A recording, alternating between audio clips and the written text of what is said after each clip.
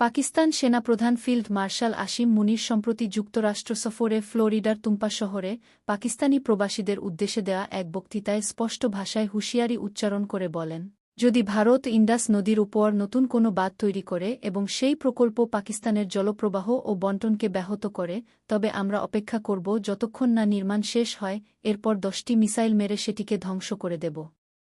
এই উক্তি শুধু পাকিস্তানের অভ্যন্তরে নয়, বরং আন্তর্জাতিক কূটনৈতিক ও নিরাপত্তা মহলেও তাৎক্ষণিক আলোচনার জন্ম দিয়েছে, কারণ এটি জলসম্পদ ইস্যুকে সরাসরি সামরিক সংঘাতের হুমকিতে রূপ দিয়েছে।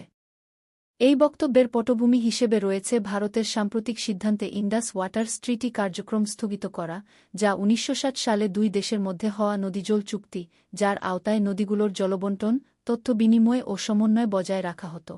স্থগিতকরণের ফলে সেই সমন্বয় সম্পূর্ণ থেমে গেছে। ভারত বলছে, কাশ্মীর অঞ্চলে সংঘটিত সন্ত্রাসী হামলা ও নিরাপত্তা ঝুঁকির প্রেক্ষিতে এ সিদ্ধান্ত নেওয়া হয়েছে, কিন্তু পাকিস্তান একে জলকে অস্ত্র হিসেবে ব্যবহার এবং দেশের কৃষি ও খাদ্য নিরাপত্তা ধ্বংসের কৌশল হিসেবে দেখছে।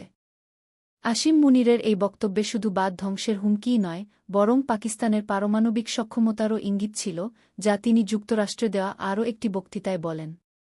তিনি বলেন, আমরা যদি ধ্বংস হই, বিশ্বের অর্ধেককে আমাদের সঙ্গে নিয়ে যাব, এই ধরনের মন্তব্যের মাধ্যমে প্রকাশ করেছিলেন।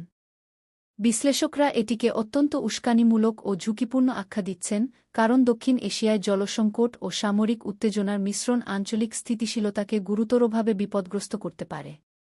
ভারতের অবস্থান তুলনামূলকভাবে কূটনৈতিক, তারা বলছে জাতীয় নিরাপত্তা ও অভ্যন্তরীণ স্থিতিশীলতার প্রয়োজনে সিদ্ধান্ত নেওয়া হয়েছে এবং ইন্ডাস ওয়াটার ট্রিটি চূড়ান্তভাবে বাতিল করা হয়নি, কেবল কার্যক্রম অস্থায়ীভাবে স্থগিত রাখা হয়েছে।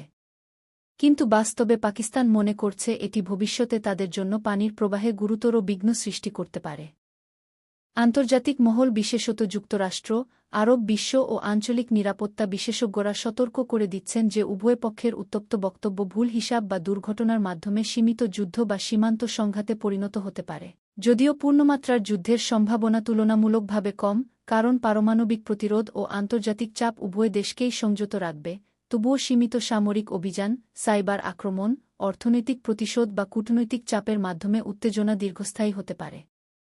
বিশ্লেষকদের মতে, বর্তমান পরিস্থিতিতে তৃতীয় পক্ষের মধ্যস্থতা, বিশেষত বড় শক্তিগুলোর, অত্যন্ত জরুরি, যাতে জলসম্পদ নিয়ে দীর্ঘমেয়াদী সমঝোতা পুনঃপ্রতিষ্ঠা করা যায় এবং দক্ষিণ এশিয়ায় এক নতুন জলযুদ্ধের সম্ভাবনা ঠেকানো সম্ভব হয়।